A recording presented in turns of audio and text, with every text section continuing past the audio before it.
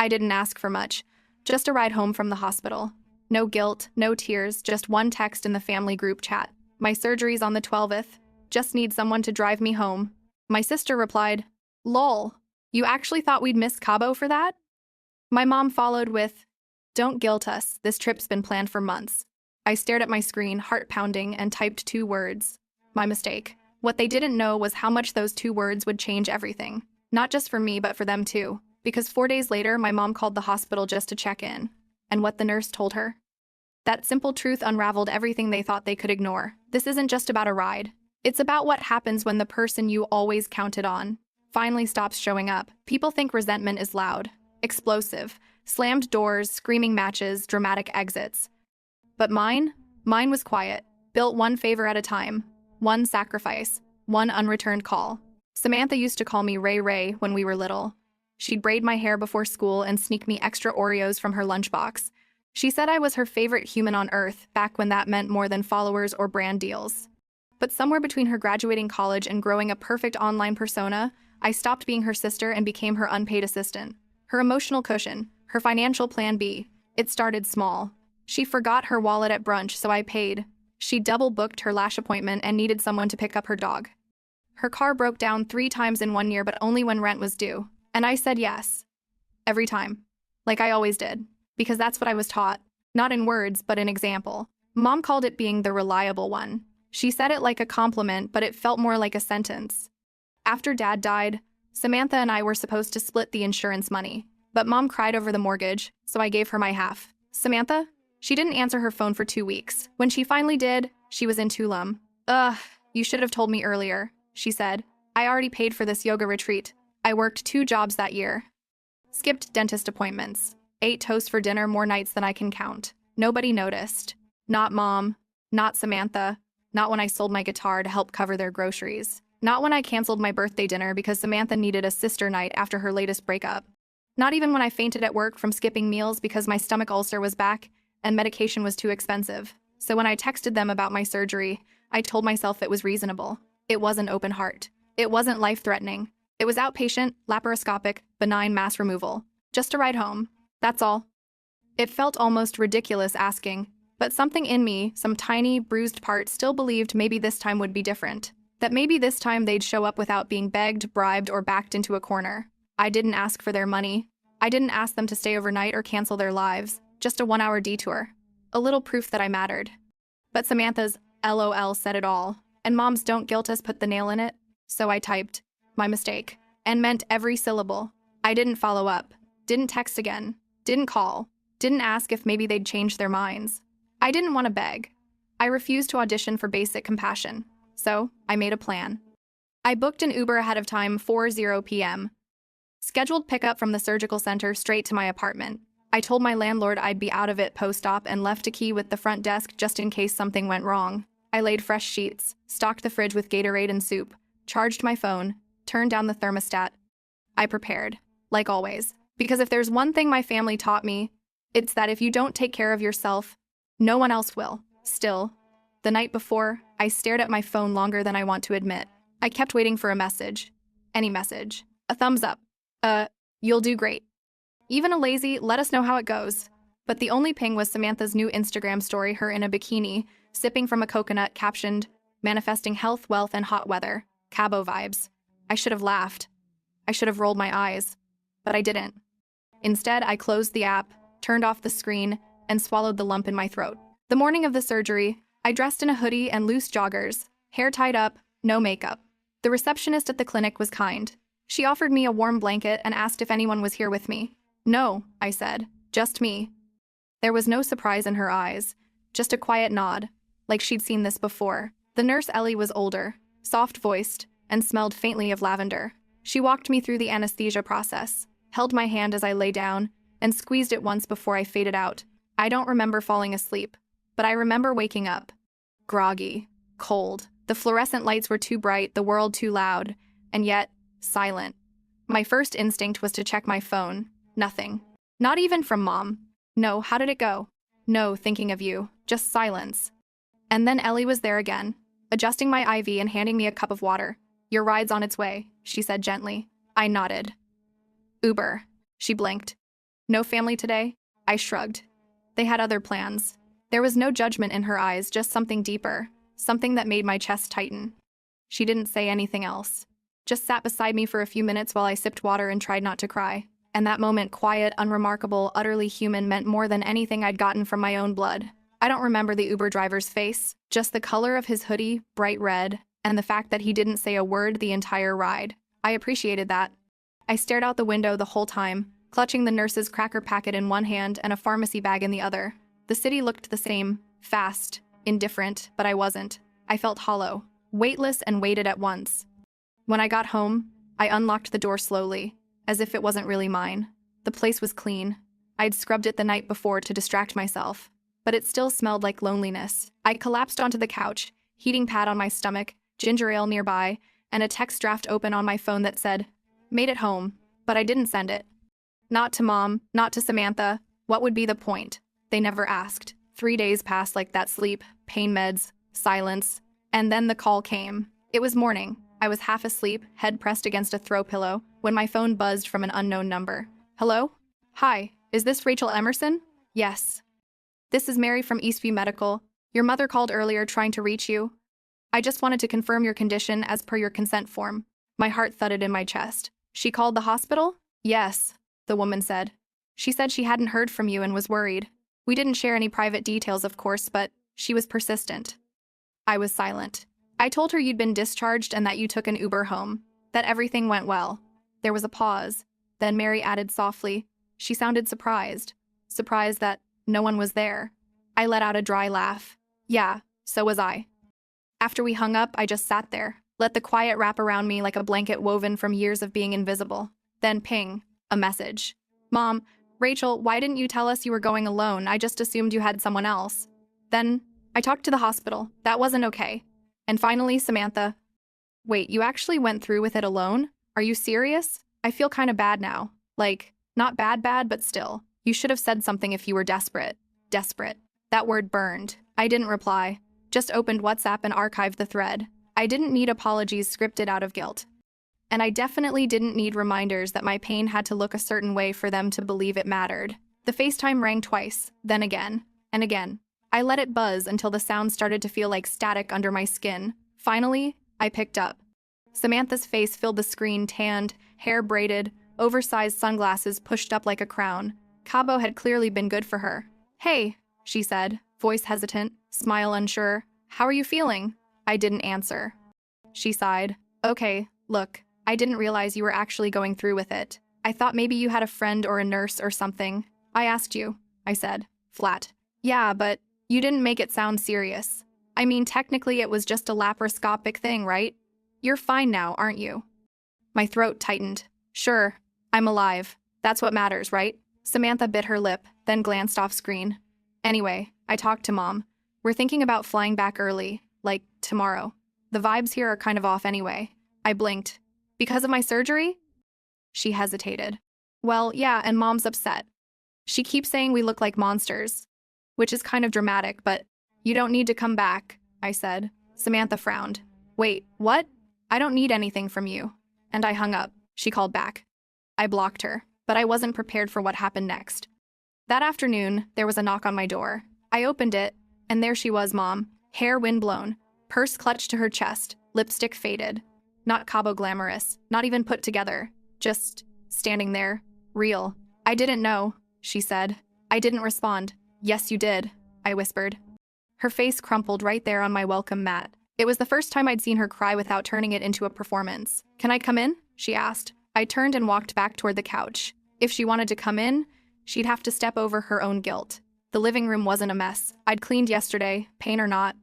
But I looked like hell: greasy hair, stained hoodie, pill bottles on the table, a perfect picture of being let down. Mom sat across from me, purse still clutched like a shield. Rachel, I had no idea you were completely alone. I stared straight into her. You had every idea. She blinked. I just thought you'd make it work. You always do. Exactly, I said. That's the problem. She opened her mouth like she had a script to follow. But whatever line she was searching for, it didn't come. I sat up straighter, looked her dead in the eye. You always said I was the strong one, I began. But you didn't mean strong.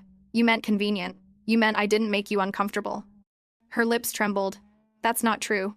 No? I reached toward the cluttered side table, grabbed the crumpled pharmacy receipt.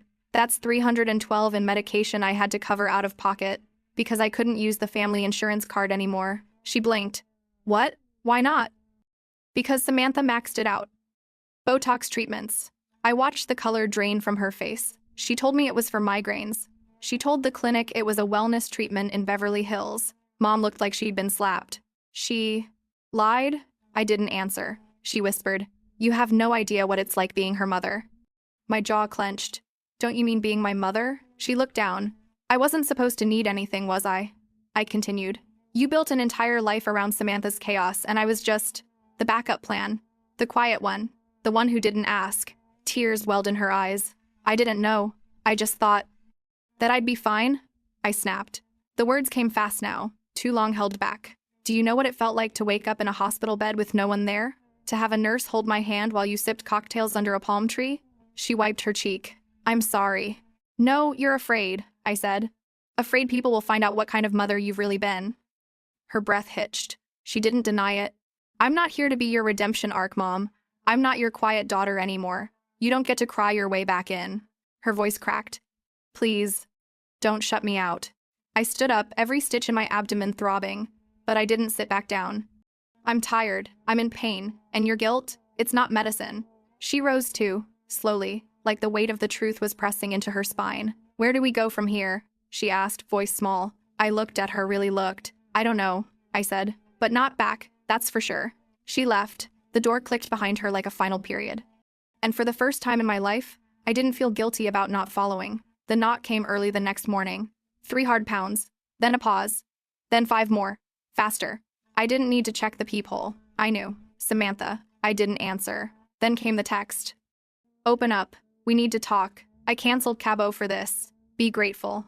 Be grateful. Like it was a favor. Like I'd won a prize. I opened the door not to let her in, but to look her in the face. She stood there in airport sweats and designer sunglasses, which she pushed up like a visor of entitlement. Her expression was somewhere between concern and annoyance.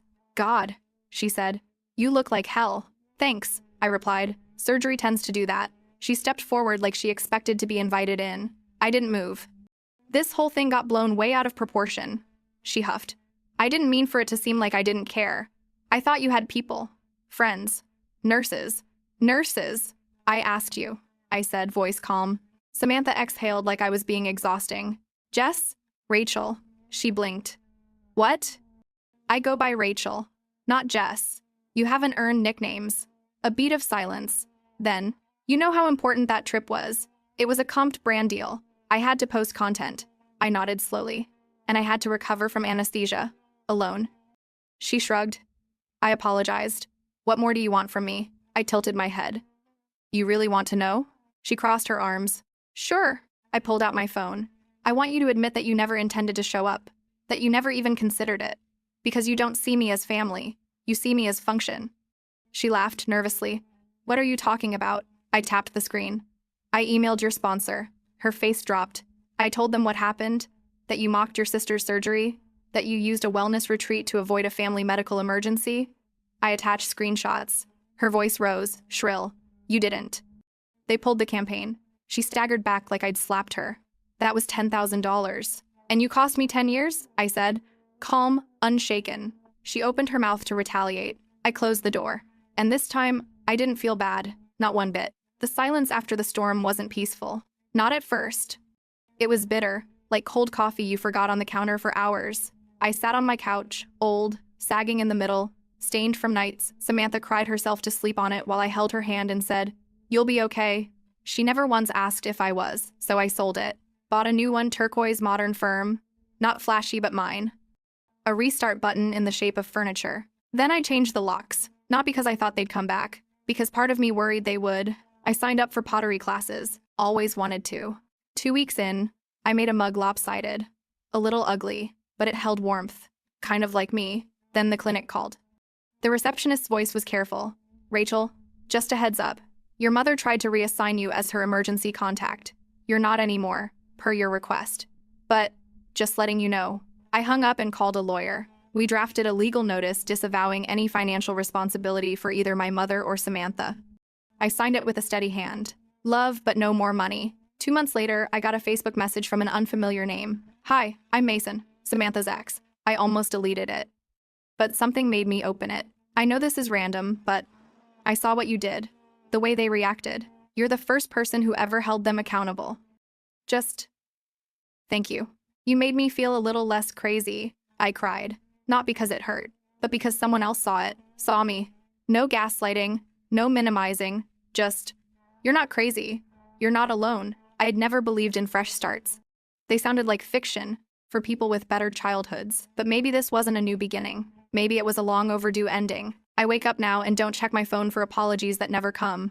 I make coffee in my small kitchen and sit in my turquoise chair and breathe. And sometimes, not always, but more than before, I smile, because there's no weight on my chest. No invisible leash tugging me back to people who only knew how to take. Just me. And somehow, for once, that's enough. It's been 4 months. 4 months since I asked for a ride and got laughed at. 4 months since I lay in a hospital bed and realized the only hands holding mine were strangers. 4 months since I sent 2 words. My mistake. And it turned out, that was the best decision I've ever made. I thought cutting ties would feel like grief, like losing a limb, but it felt more like shedding skin. Dry, dead, suffocating skin that never really fit me. My days are quieter now, but also louder in the right ways. I hear myself think again. I sleep through the night. I laugh at dumb memes. I rearrange plants I'll probably forget to water. There's no buzzing phone demanding I drop everything. No guilt wrapped in emoji-laced messages. No, can you just... No, I really need... No, Samantha. No, Mom. Amber, sorry, Samantha still tries. Sometimes. New numbers. New emails. New guilt campaigns. The latest? You ruined my career. Happy now? And I looked at it and thought, yes, I am. Because what she saw as destruction was really restoration. I've started writing again. Not for approval, not for likes, just for me. Journals full of things I was too scared to say out loud. That being needed isn't the same as being loved. That forgiveness without accountability just repeats the same harm. That family isn't an excuse to be treated like a convenience. Hard truths, but necessary. Last week at the farmer's market, I ran into an old high school friend. She asked how my family was. I smiled and said, far. She blinked, then nodded like she understood. I always thought you were just calm, she said. And I laughed. I wasn't calm, I was surviving. And if you're reading this now, maybe that's you too. Maybe your family thinks love means guilt. Maybe they call you selfish for setting boundaries. Maybe they only see your worth when it's tied to what you give. And maybe you're wondering if you're the problem. Let me say this. You're not. You're not broken. You're not cruel. You're not dramatic. You're done. And done doesn't mean bitter. It means free. The last message I ever sent to my family was this. I hope someday you realize what you lost. But even if you don't, I haven't lost myself. Not anymore. The ride I needed never came, but I still made it home. This story isn't just about a surgery or a missed ride. It's about boundaries, self-worth, and finally choosing peace over pleasing. As adults, especially those of us who've spent decades sacrificing for others, our children, spouses, siblings, it's easy to believe that being needed is the same as being loved. But there comes a point when we must ask, at what cost? Rachel's journey reminds us that unconditional love doesn't mean unconditional access. Saying no isn't cruelty, it's clarity. You are not selfish for protecting your energy. You are not cold for walking away from people who only show up when they need something. Many of us were taught to endure quietly, to keep the family together, no matter the pain. But sometimes healing begins with letting go. Rachel didn't lose her family, she reclaimed herself. So if you've ever felt used, unseen, or taken for granted, this story is for you. Leave a comment below. Have you ever had to choose yourself over family? And don't forget to subscribe for more stories that speak to the silent strength in all of us, because it's never too late to rewrite your ending.